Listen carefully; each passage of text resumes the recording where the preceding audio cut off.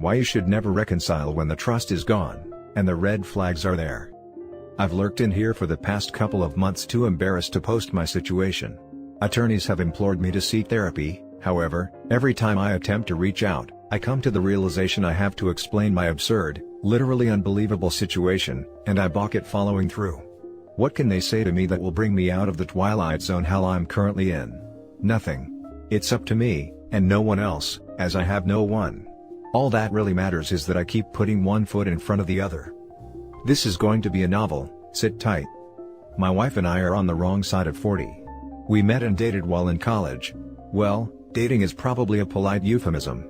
We were at best buddies, or friends with benefits. However, we both valued our friendship, very much so.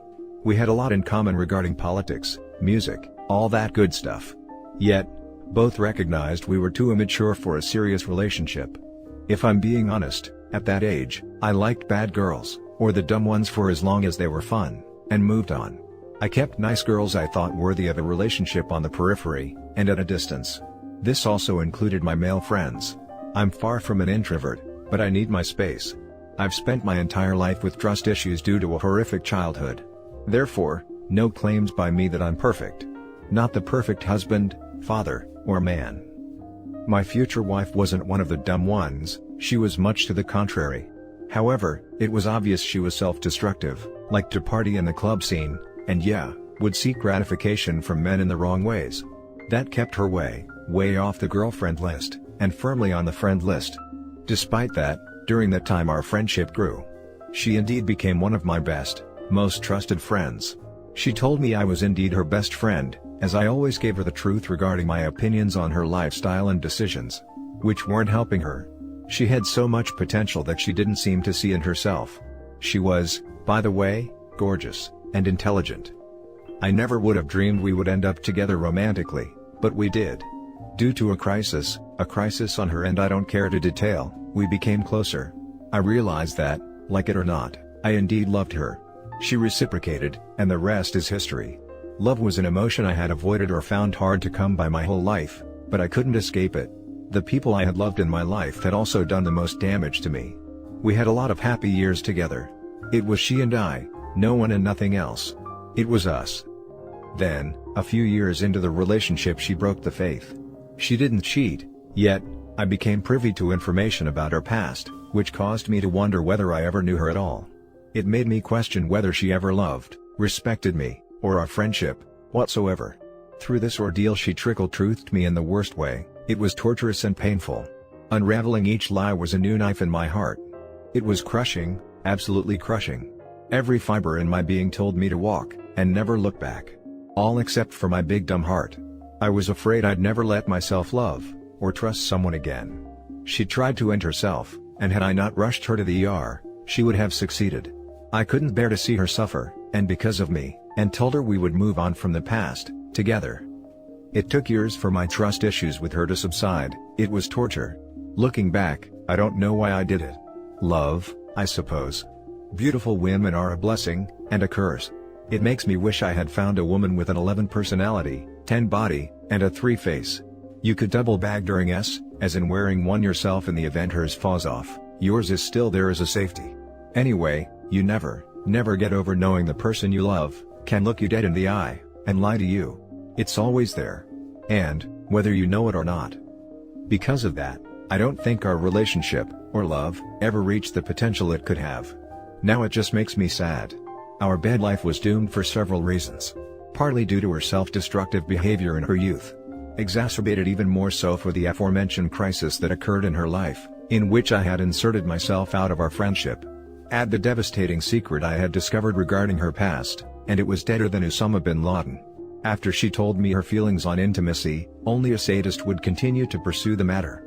I married a damaged person, and a bit of an odd woman in many ways. I thought love and commitment could fix her, but I was wrong. We eventually had 3 beautiful children together, and a picture-perfect family. I love being a father. Coming from a broken family, I vowed to my children what happened to me would never happen to them. However, early on I learned a lesson on parenthood. My first child was still a baby. He looked at me with a big grin, then proceeded to lift his head off the floor, and throw his head back down, banging it violently against the floor. Time stood still. I watched how his bottom lip inverted in pain, and his eyes filled with tears. He had experienced pain for the first time. It was as if Gregor Clegane from Game of Thrones shoved a giant sword through my heart. I held him tight and rubbed his head, tears streaming down both our faces. What happens to them happens to you. Your emotions are forever tied to these perfect, beautiful, innocent children you've brought into this imperfect world. We can teach them, nurture them, love them with all our heart. But all we can do is prepare them as best we can, because they will experience the world. It's our job to be there when they do. So, we may guide them, console them, listen to them, be whatever it is they need us to be, so they are happy, well-adjusted, productive adults one day. I would die before ever leaving my kids. Nor would I be the catalyst for a separation or divorce. Suffice to say, I knew there was some unhappiness in our marriage. But I had assumed that despite perhaps no longer being in love, we still loved and respected one another. I know we both loved our children. We rarely fought, but from time to time, we had some blow-ups. We would get through it, and move on. I always thought there would be time to work on our marriage, and/or our individual happiness. However, the kids came first. We also had some rough and stressful times financially. There were times we were drowning. But we made it through, together. Right when it seemed like we had broken through the surface and took a big breath of air, things began to change. One day my wife informed me she had reconnected with an old friend on Facebook. The friend of an old high school boyfriend to be exact. It turned out, he lived in the same state as we did. She told me she was going to visit him at his home. I wasn't invited. The kids weren't invited. I said, oh, do I need to worry? She scoffed at the idea, and told me she hadn't seen him in 30 or so years. I shrugged it off. She went for her visit and returned a few hours later. When I asked her how it went, she began swooning over his big and beautiful home, his cars, his boats, his property, and just how generally well he'd done financially with his life. Once again, I asked, oh, do I need to worry? She responded, oh God, if you saw him, you wouldn't worry. I really didn't give it another thought, and left it alone. That was a mistake.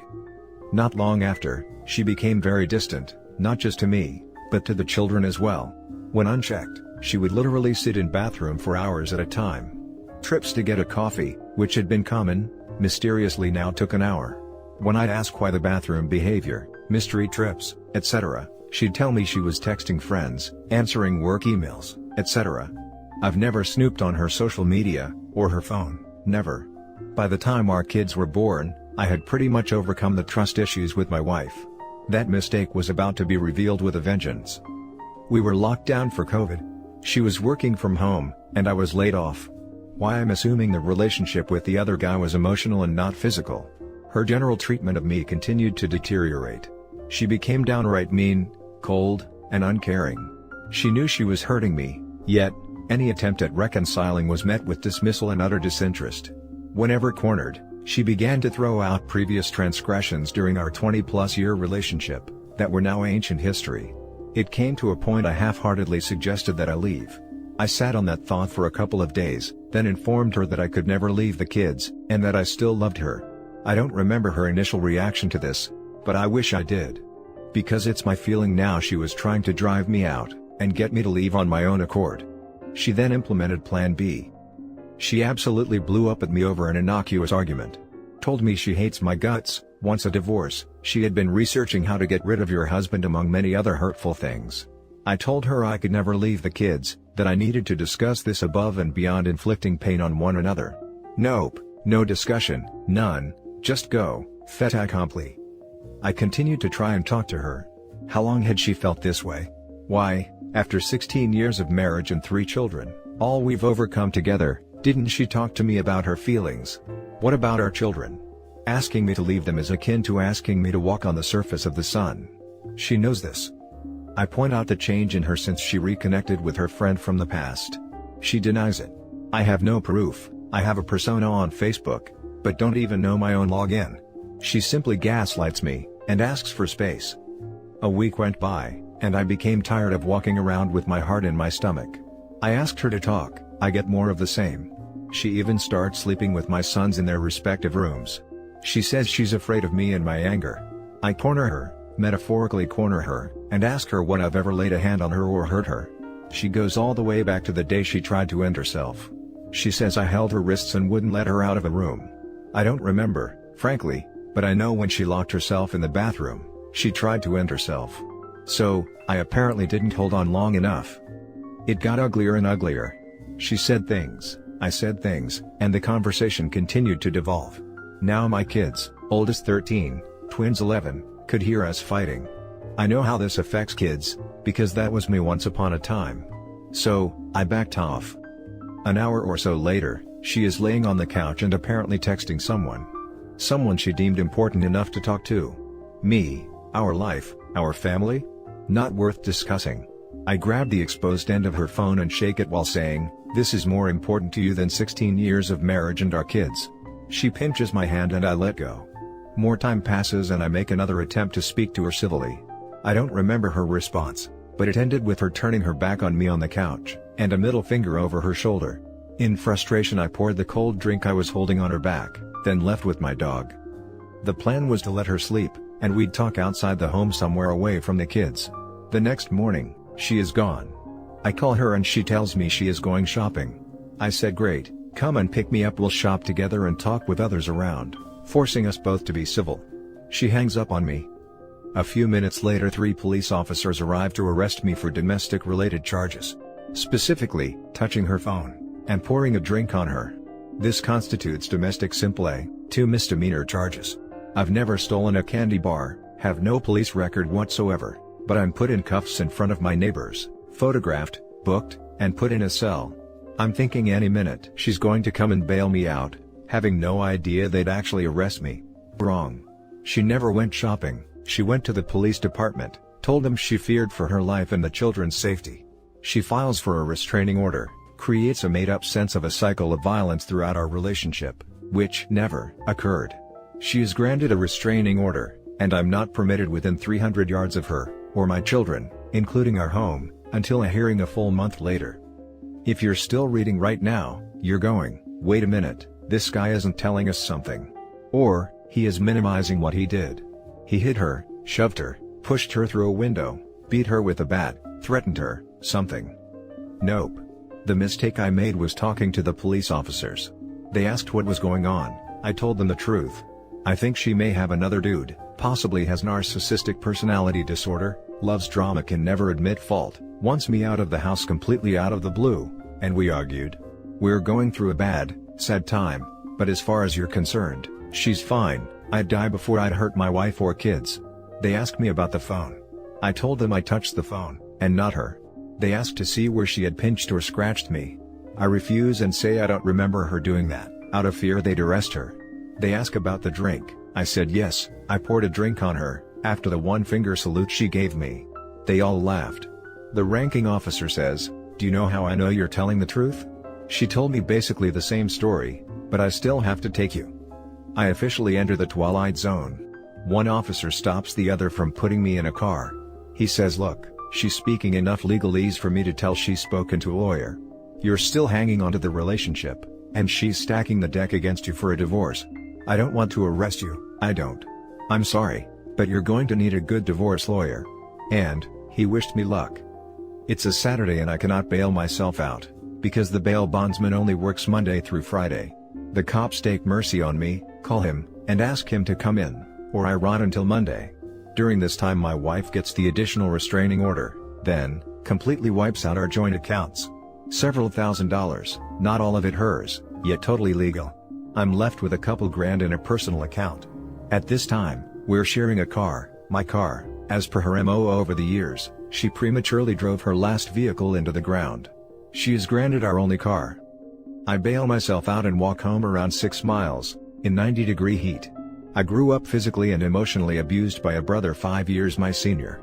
No father in the home after the divorce, our mother working 12-hour days to now make ends meet. I was left at his mercy. Out of nowhere he'd fly into my room, beat me into submission, and often choke me with both hands while straddling me. I can remember the blackness closing in on my vision, always on his sadistic face while he bit his lip. I'd come to him bashing my head against the floor, or slapping my face, and he'd repeat the process. The physical abuse was bad, really bad. He'd leave me bruised and bloody. The emotional pain was far worse. He'd tell me how worthless I was. How stupid and ugly I was. How everyone in the new town we were living in laughed at me and thought I was a loser, etc. That was pretty much my daily existence. I would go to my mother, who would inexplicably ignore the physical and intellectual disadvantage I was up against, and simply say, "I'm too busy to worry about the two of you fighting, you have to get along." My brother would literally stand over her shoulder and laugh in my face. This continued until I grew big enough to defend myself. In the interim, I learned to box, wrestle, martial arts, you name it, I learned it. Anything that would keep me from being helpless at the whim of another human being who wanted to hurt me, ever again. In retrospect, it's very sad. However, through this ordeal, I finally get an answer for my brother's sadistic treatment of me, and my mother's utter lack of concern. The humiliation, abandonment, and helplessness I felt through age 10 until around 17, when I finally beat my brother within an inch of his life, is totally indescribable. The humiliation I felt on that walk home from the police department was 10 times worse. This wasn't my sadistic older brother, this was my best friend, the love of my life. The woman I had sacrificed so much of myself for, my own pride and dignity I'd fought so hard for in life. I knew she no longer loved me, but had no idea she had literally begun to hate and loathe me. You really have to hate someone to do what she had done. She took away my marriage, my family, my home, my kids, even my dog. Furthermore, blamed me of crimes and abuse in a fictional statement she wrote, in order to acquire the protection order. When I arrived, I had to call the police to escort me through my home, and was given 5 minutes in order to pack a bag to sustain me for the next month.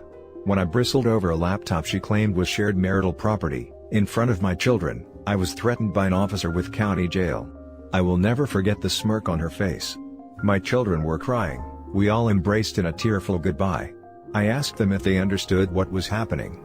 My oldest said he thought so. I told them I did not want to leave them, made sure they understood that, and that I loved them. To behave and listen to their mother, and that they would see me soon.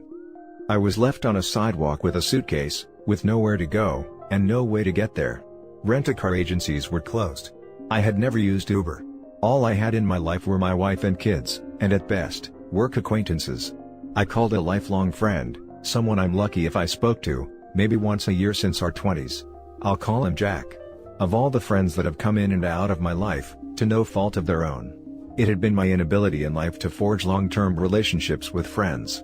Jack just happens to be 1 in 7 billion on this earth. He was the best man at my wedding, truly the brother I wished I had. And, ironically, he was the man I called on to get my back when the crisis occurred in my wife's life, before we had gotten together. That crisis? She had been brutally forced by another FWB of hers. This guy was a bouncer in a club we all frequented, a really big dude. She hadn't spoken to him in months. He showed up at her door drunk, wouldn't take no for an answer, and pushed his way in. He beat and forced her in every way possible, then made her take a shower. He'd beaten her face, even bitten it. He nearly bit off her nip. Truly a sadist. Her roommate told me what happened. I begged her to call the police and go to a hospital, she wouldn't. I told her if she didn't, I'd make sure he never came near her again, but would likely go to jail for it. She still refused, and told me not to make things worse. I called Jack, and told him the basics.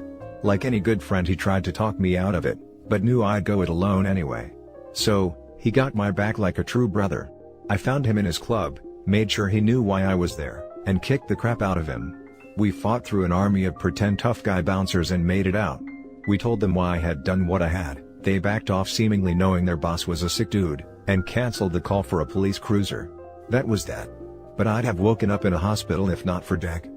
Once again, Jack had my back. But at this point in our lives, he owed me nothing, not a damn thing. But he took me in, instead of taking me to a hotel. Like I said, 1 in 7 billion on this earth, truly. For the next 4 months Jack watches me go through despair, darkness, and emotional pain I wasn't aware a human being is even capable of feeling. Let alone surviving. I went through a self-ending period, but decided I wanted to live, if not just to see my children again. It was them that saved me. I couldn't get through writing my goodbye letters to them. Other than that, I was ready to go. This just gets better. People that write Greek tragedies are going to hang themselves.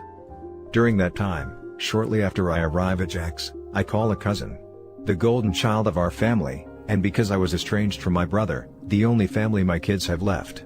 Grandparents dead on both sides, etc. He's a 7-figure-a-year international consultant, so I call him to see if he knows any attorneys in my area. He doesn't, but tells me my wife has filled him and his wife in on what has happened. What? My wife hates his wife, and generally just tolerates her. But she's already poisoning my family. Because of that, I decide to call my estranged brother, primarily because I want people to know I never laid a hand on my wife, as I have no idea what she's saying. My brother is insulted I'd call my cousin for anything. But he knows we spend holidays with them, and they're wonderful to our children. Despite knowing that for years, my brother decides to wait until now to divulge the following. That my cousin repeatedly forced him as a child. Trained him, and forced him. Hence my brother's treatment of me. My poor brother. He had confided in one person at the time, our mother, who minimizes it to a teenager, my cousin, experimenting. My brother was 10 or 11. Huh? Still with me? I know, right? This post would take up 10 shrink appointments. Just look at the money Reddit is saving me. So, this worthless sack of a cousin has access to my kids. They've shown up at our door unannounced. He needed 10 minutes alone with my brother, to relieve me of a brother, and leave me with an abuser. I rack my brain trying to think of times he was ever alone with my kids. Keep in mind, I cannot contact my wife directly, or through a third party for any reason, unless a medical emergency. Anxiety through the roof. I don't sleep for at least 3 days worrying that she's already spoken to them, that they could show up to console her, take the kids off her hands, etc. I go to the cops in the town my family lives, and ask to speak to someone. Soon after, Officer Gump arrives. I explain the situation to him. I produce a letter addressed to the judge who signed the order of protection, explaining the possible danger my kids are in. He listens, looks the letter over, and says you need your attorney to contact your wife's attorney. I don't have an attorney, I haven't found one whose retainer I can afford right now, I'm on unemployment. He says he understands, but cannot get involved. I point out it says protect and serve right on his vroom parked outside. He hands back the letter and reiterates that he cannot get involved. For clarity, I explain why I was removed from my home versus the possible backdoor and oral forcing of a child. He apologizes, and tells me to get a lawyer, and contact her lawyer. I can't believe what I'm hearing. I have a person who's friended her on Facebook send her the message. She subsequently has me rearrested for breaking the protection order. I go to county jail for 4 days to protect my kids. Later I read in court documents, that she discounts the severity of what happened to my brother, and believes I was simply trying to manipulate her. Because that's what domestic advocates tell her I'm going to do. Advocates she has in a snowbank, as well as the cops, the prosecutor, the judges. I now know she doesn't just want me out of her life, she wants to destroy me, and hurt me every chance she gets. She's succeeded. There will be no reconciliation of any sort. I will be an outsider to the lives of my children. I'm living my worst nightmare as a father. Why would I want to be with someone who could do this to me? How can the system allow this? Attorneys tell me I'm not alone. Where's the hate coming from? People ask me and I have no answer for it. 2 months later I finally see my kids in a tearful reunion. The judge lets me be a dad 1 whole day out of the week for the next year. Despite my efforts to rebut her ridiculous characterizations of our marriage, she sides with my wife. This does not encompass the criminal charges I still have to face. I've lost my wife, my family, my home, even my dog. How much more punishment do I deserve? And for what? It comes down to character. As much as I want to blame her, this is all on me. The warning signs were there. What did I do? I dumped 2 gorgeous intelligent women who genuinely loved me, for this person with a black hole where her heart should be. They both wrote me for months telling me how special I was, they'd never get over me, etc. I told them it was never them, it was me. Well, it was me, I was a freaking idiot. I wasted 20+ years with the wrong woman because I was afraid of taking the pain of losing her, when I should have walked. That secret that broke the faith early on when we had committed to each other? She had been an escort for years, and while I had known her, fooled around with her, and later defended her honor. Everyone knew but me. Her roommates, her friends, classmates. I was the big dummy. Did she do it for the money? Nope. Unlike mine, her parents paid her tuition, her rent, whatever she needed. She came from money. But her character and self-esteem were lower than snake crap. But I made the choice to build a life with someone with that past, and paid the price. I put myself nowhere, with nothing, and no one, as I'm pushing 50. All my life, I feared abandonment and being let down, only to make decisions that led to exactly that. I have no one to blame but myself. Moral of the story? Lack of trust can heal, but not the core of the person that produced it. Don't waste years being unhappy. Don't ignore the red flags, take the pain, and walk. Don't be me. I'm moving into my new apartment this month, and continuing to endure the new normal as best I can. Each day, I still wake up thinking it was all a nightmare, only to find it wasn't. She has yet to file, but that's only because she can't afford it. I begin my new life, alone, a long-distance daddy. Thanks for listening. Now for some comments. She can afford a lawyer to go to the lengths to prevent you from seeing your kids, but can't afford a lawyer to divorce you? You don't need a lawyer for that, you simply need to make an allegation or claim you're in fear of your spouse, period. Why does law enforcement, judges, etc. side with women? Primarily because of the true maniacs who abuse their wives who truly need that protection. However, it doesn't stop a spouse from abusing the very system designed to protect her, by simply lying. You get your day in court, but that also depends on what you can afford for a lawyer. DV runs rampant in the impoverished communities and doesn't end the way your situation days. Rampant. Sad story, but honestly not uncommon unfortunately. Not sure where you live, but sounds like it was way too easy for her to kick you out of the marriage home. So what if you are 50? Live and learn, brother. You can still find a lovely woman who truly loves you, but now you know you always got to put yourself first, and have your ducks in row to protect yourself. Best of luck. Why do you think everybody says, if things start going south with the wife, start recording everything? It's the only way to save your butt. Majority of the time the allegations, if you can't disprove them, are enough for you to be in deep crap. And that's the end of this video, folks. As always, leave a comment and hit like and subscribe. And if you want more of this content, turn your notification on to get updated on the latest videos, and I'll catch you in the next one. Stay safe.